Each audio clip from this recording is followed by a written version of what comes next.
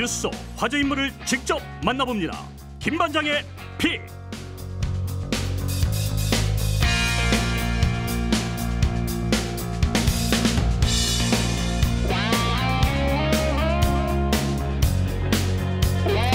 아직도 끝나지 않은 6.25 전쟁, 정전협정을 맺은 지 꼭 70년이 되는 오늘, 이분과 함께 한반도 정세와 평화에 대해서 얘기를 해보려고 합니다.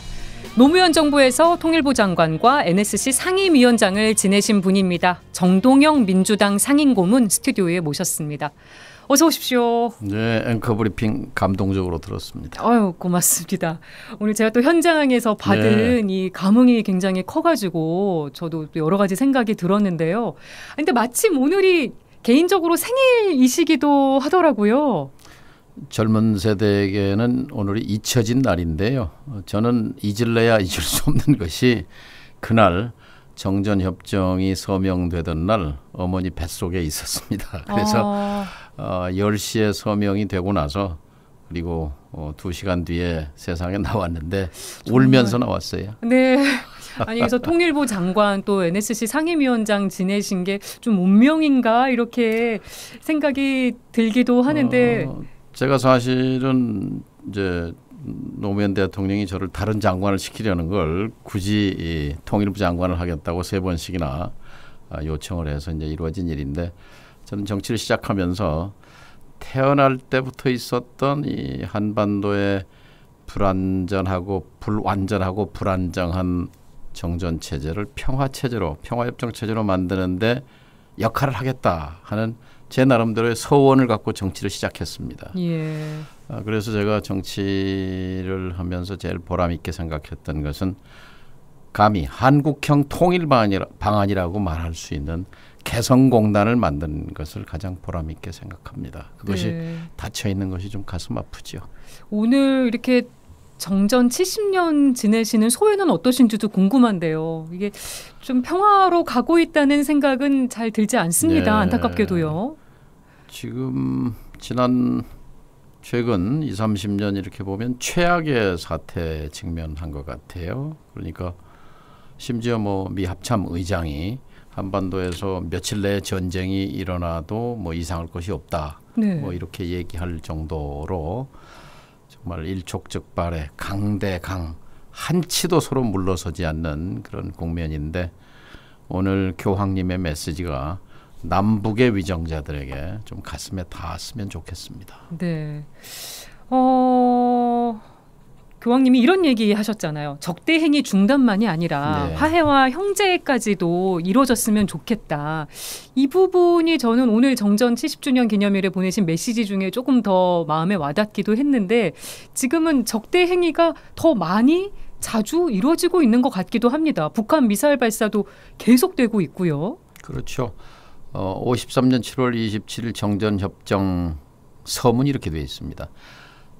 이 수많은 사람들에게 고통과 죽음을 안겨준 이 전쟁을 최후적으로 평화적으로 해결하기까지 적대 행위와 무장 행동을 정지하기 위한 목적이다. 이 협정이. 그런데 지금 70년 전에 그 약속이 오늘 생각해 보면 참 무심하지요. 지난 70년 세월 우리는 어디 있었던가 무엇을 했던가.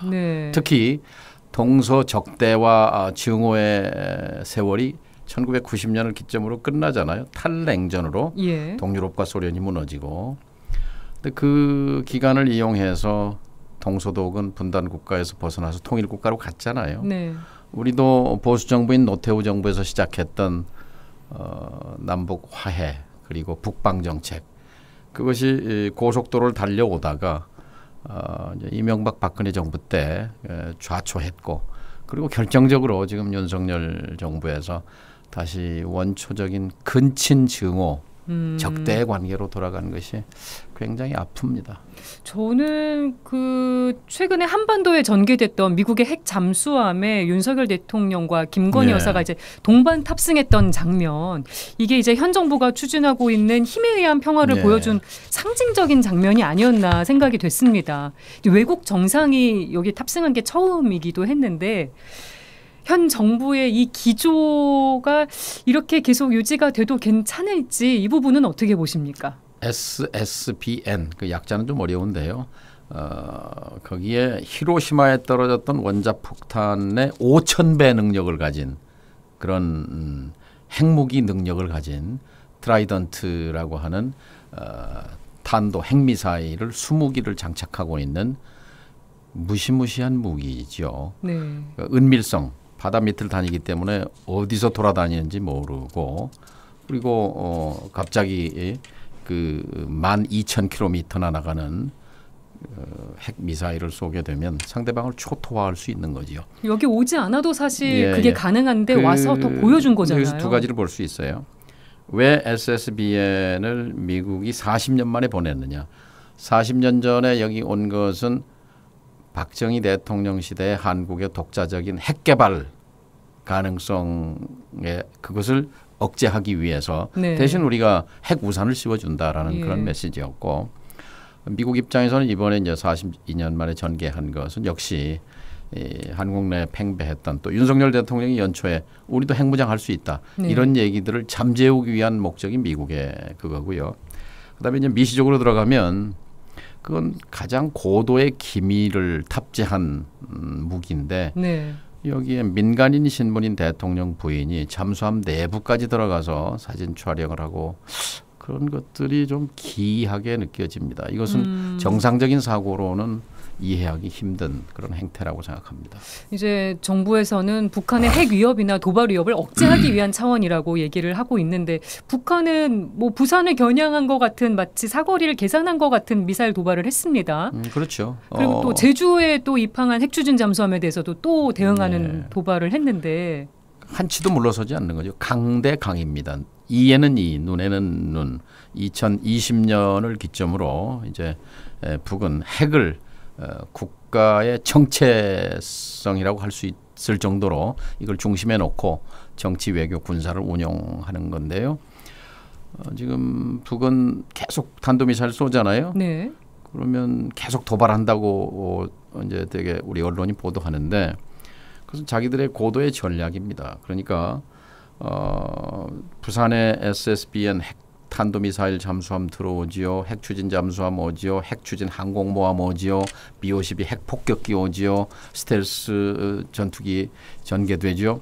이거에 대해서 자 한국을 겨냥하는 400km에서 600km 단거리 탄도미사일 또 일본을 겨냥하는 1500km 전후의 중거리 미사일 그다음에 괌의 미군 기지 또 하와이까지 겨냥하는 중장거리 미사일 또 미국 본토를 겨냥하는 12,000km, 13,000km를 겨냥하는 화성 15형, 17형, 18형 ICBM 이게 맞춤형으로 계속 발사하면서 완성도를 높여가는 거고 또 동시에 이 아주 레이더에 잡히지 않는 저고도 100m 높이 이하로 나르는 순항 미사일 발사 또는 이 회피 기동, 변칙 기동하죠. 올라갔다 내려갔다 이 좌우로 도는 이제 요격을 피하기 위해서 그런 북한판 이스칸데르 미사일 발사 또 100km 대기권 상공 밖으로 나갔다 떨어지는 탄도미사일 발사 등등 작년에만 100여 차례 올해도 벌써 뭐 수십 차례 계속하고 있는데요.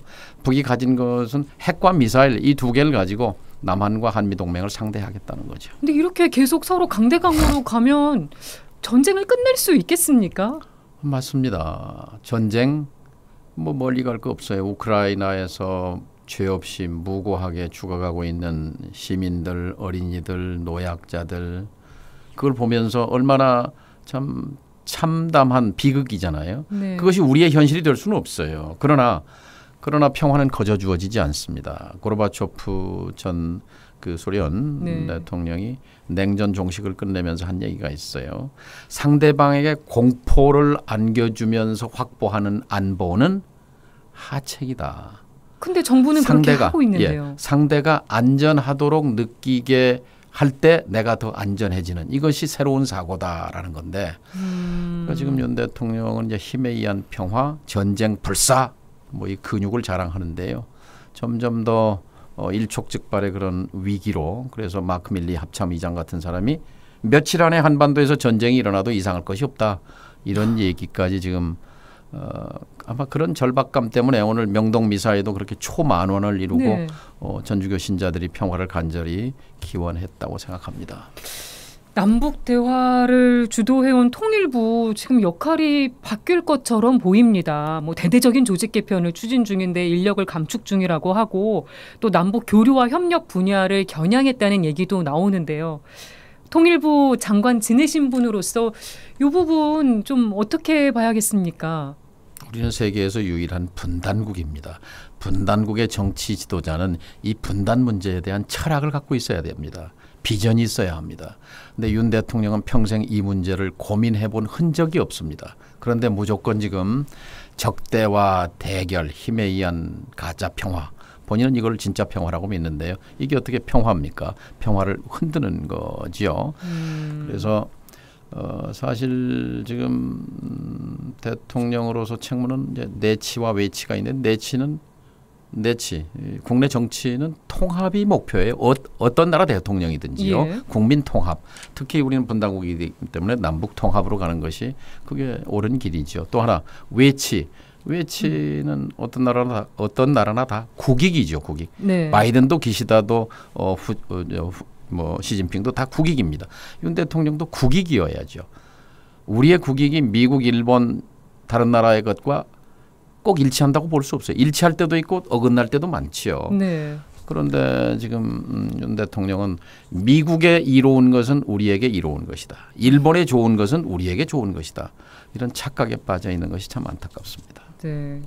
지금 통일부 기조가 바뀌는 부분과 함께 통일부 질문하셨는데 네. 그러니까 남북 대화, 교류 협력의 정책 수립과 집행이 통일부의 존재 이유인데 이 존재 이유를 지우고 싶어 하는 것 같아요. 윤 대통령이. 왜 대통령이 되려고 했을까? 저는 묻고 싶습니다. 당신은 왜 대통령이 되려고 했느냐? 네. 대통령이 돼서 도대체 무엇을 하고 있는지 알고 있느냐? 지금 무슨 일을 하고 있는지 알고 있느냐?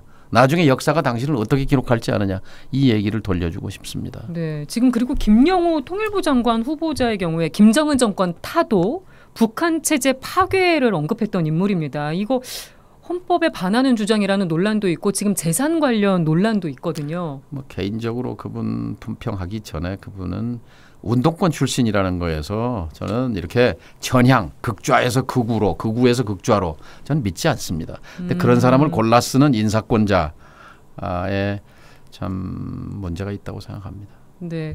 그리고 북한 상황도 좀 살펴보고 싶은데요. 북한이 정전협정 70주년 기념행사를 시작을 했는데 이제 중국과 러시아 고위급 인사들을 초청을 했습니다. 10년 만에 초청한 거죠. 이렇게 동시에 초청을 해서 이게 중국과 러시아와 함께 이렇게 기조를 형성하는 분위기, 이 상황 어떻게 보십니까? 굉장히 중요한 포인트인데요. 사실은 이제 한미동맹 넘어서서 한미일 군사협력 거의 동맹의 방향 이것이 필연적으로 불러오는 건 북중러의 연대협력이지요. 그런데 이 한미일 동맹화가 미국이 바라는 거죠. 미국의 그림이에요. 미국의 밑그림. 미국이 앞으로 100년 동안 계속해서 세계 패권 국가의 지위를 유지하기 위해서 동북아에서 기묘한 고리가 한미일의 고리를 완성하는 겁니다. 예. 그런데 그 반작용으로 이제 그렇게 가기 때문에 미국은 이것을 원하기도 하고 미국의 득입니다. 미국의 국익이에요. 근데 이게 또 누구에게 득이 되느냐? 김정은 위원장에게 득입니다. 김정은 위원장은 이를 통해서 한미동맹은 대북 억제지만 한미일 동맹은 기본적으로 중국에 대한 견제 억제입니다. 예. 초점이 나뉘어지는 효과도 있고 또 하나 그 반작용으로 지금 이번 오늘 지금 북이 부르는 전승절 왼쪽에 중국 대표단 오른쪽에 러시아 대표단을 세워놓고 탄도미사일 각종 신무기들을 네. 열병하면서 북한의 핵과 미사일에 대해서 중국과 러시아가 이것을 묵인 내지 용인하는 효과를 또 국제적으로 우리에겐 북중러의 연대가 있다는 걸 과시하는 그런 효과가 있는 거죠. 그게 그러면 과연 우리를 안전하게 한반도를 안전하게 하고 평화롭게 하는 것인가? 평화를 네. 만들고 있는 것인가? 그 한미일 정상은 다음 달 18일에 이제 미국 캠프 데이비드에서 만날 예정입니다. 예. 여기서 더 강화된 공조 방안이 나올 거라고 하는데 지금 더 강화될 게 있나 싶기도 하거든요. 네.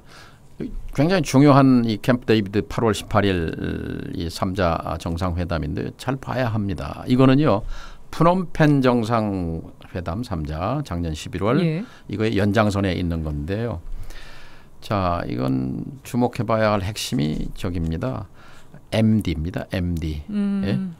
이제 미사일 디펜스, 미사일 예. 방어인데요. 이게 무슨 왜 중요성이 있냐면 미국이 100년 동안 앞으로 세계 최강 국가가 유지되기 위해서는 핵을 가진 지금 잠재적인 이제 위협 경쟁자이면서 위협인 중국, 러시아의 핵을 무력화시켜야 되잖아요. 핵무기를 없앨 수는 없는 거고 그걸 운반하는 수단을 무력화시키는 게 MD입니다. 예.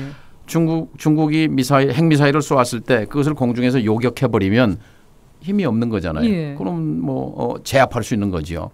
그것이 아주 미국의 세계 패권 전략의 핵심이거든요. 근데 이것을 중국이 가장 가까이 있는 나라가 한반도입니다. 한국과 네. 일본입니다. 그러니까 이 미국의 MD 계획의 이제 직접적인 겨냥은 이제 북한 미사일이지만 본래 이제 본질적으로 겨냥하는 것은 중국 미사일, 중국의 핵미사일입니다. 러시아 예. 핵미사일이에요. 그런데 그동안 한일 관계가 틀어져 있고 우리가 김대중 정부 이래 MD, 미국 MD망에는 참여하지 않는다는 게 공식 입장이었어요. 예. 그런데 윤석열 정부가 이걸 유턴한 겁니다. 자, 미국의 미사일 MD망에 이제 발을 들여놓은 겁니다. 네. 우리가 사드 파동 기억하시지 않습니까? 사드 정도가 아니죠. 이제 미국이 운영하는 전 세계 미사일 방어망, 특히 동북아에서 중국을 견제하는 거기에 천병으로 돌격대로 참여하는 건데요. 과연 이렇게 해서 한반도의 항구적인 평화 그리고 분단 극복의 길이 열릴 것인가? 이건 역사에 죄 짓는 거라고 생각합니다.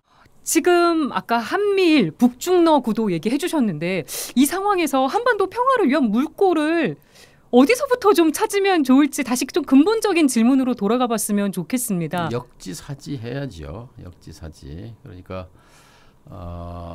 내 입장만 생각하지 말고 북이 지금 어떤 상황이고 북한 지도자는 지금 북도 마찬가지입니다. 1차가 생존입니다. 그런 예. 번영이거든요.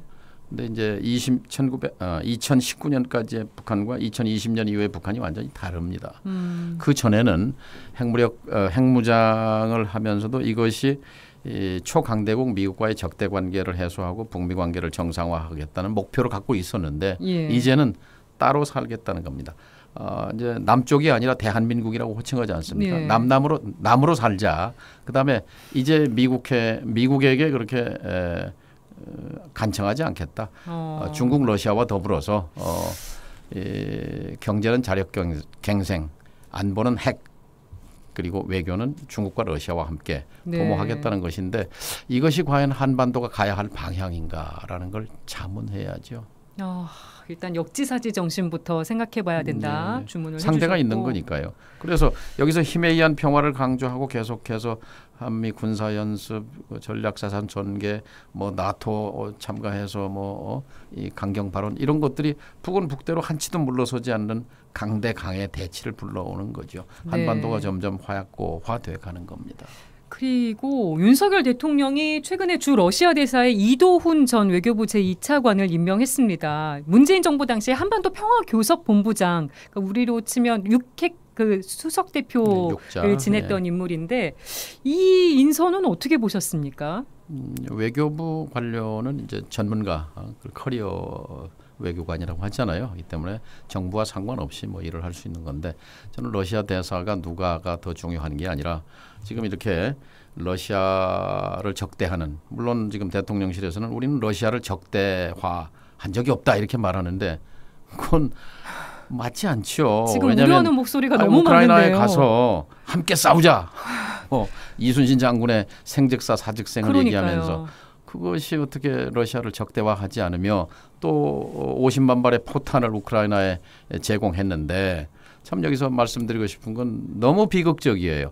남쪽의 포탄은 우크라이나 군대에 가서 러시아를 향해 쏘고 네. 러시아 군대는 지금 국방장관이 평양에 가 있는데 거기서 러시아의 탄약을 포탄을 가져다가 또 우크라이나를 향해 쏘고 남한과 북한이 만든 포탄을 우크라이나의 양민을 학살하는 데 쓴다. 참 비극적이죠. 네. 예. 지금 한미일 3국이 쿼드에 버금가는 합의체를 만들 거다 이런 관측도 나오는데 이 가능성 어떻게 보십니까? 그게 무슨 말이냐면 이제 미사일 협의체라는 거죠. 한미일 실시간 정보 공유라는 건 이제 미사일망을 완성하기 위한 그런 이제 초기 조치인 것이고 그렇게 되면 완전히 미국의 천병 하수인으로서 우리의 독자적인 공간은 없어지는 겁니다. 우리는 주권 국가로서 네. 적어도 뭐 우리가 우크라이나 문제를 이럭저럭 할 수는 없지만 적어도 한반도 내에서 일어나는 문제는 남과 북이 자주적으로 결정해야 합니다. 6.15 네. 공동선언이 핵심이 그거지 않습니까? 남과 북은 나라의 이 통일 문제를 자주적으로 말하면 같은 형제인 네. 남과 북이 주체적으로 자주적으로 풀어간다 했는데 이 부분을 이제 포기한 거죠. 그러면 독자적인 공간이 없어지는 건데 이랬을 때 과연 안보만 위태로워지는 것이 아니라 그 연장에서 경제는 어떻게 되는 겁니까? 지난 30년 동안 부채살처럼 펼쳐왔잖아요. 러시아로 중국으로 동유럽으로 네. 펼쳐왔던 게 왼팔 자르고 오른팔 자르면 우리는 축소지향의 나라로 가는 겁니다. 자, 당장 어제 IMF가 대한민국의 올해 경제 성장률을 1.5에서 1.4로 낮췄어요. 네.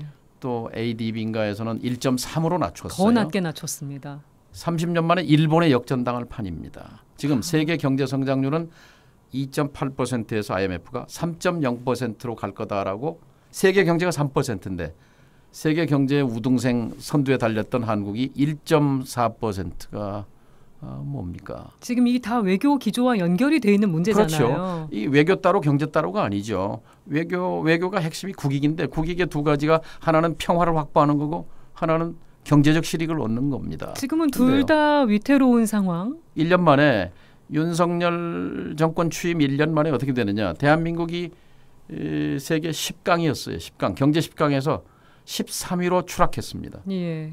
브라질, 호주, 러시아가 앞서갔습니다. 러시아 지금 전쟁 중에 있는 러시아가 우리 윗단에 있어요. 그 위에 호주가 심각하죠. 있고 그 위에 브라질이 있고 그런데 그 세 나라는 이 무역 수지가 늘었습니다. 한국은 쪼그라들고 수출도 줄고 수입도 줄고. 네. 그럼 무역 수지가 줄면 대한민국은 수출로 먹고 사는 나라인데 GDP 성장률이 올라갈 수가 없어요. 네. 소비, 투자, 그다음에 수출인데 이 무역이 줄어들으니까 쪼그라드니까. 그럼 이 윤석열 대통령의 힘에 의한 평화를 부르짖으면서 미국의 일방 진영 외교, 진영에 포함되는 언필칭 뭐 가치 외교, 가치 동맹 그러는데 가치가 밥 먹여줍니까?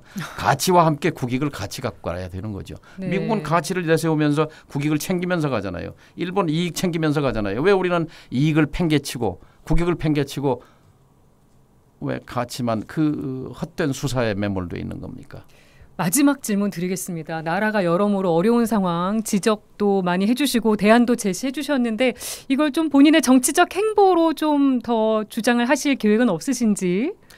저는 얼마 전에 그 당의 혁신위원장이 당과 나라의 운명에는 관심이 없고 자기 정치에만 매몰돼 있는 것이 당의 문제다.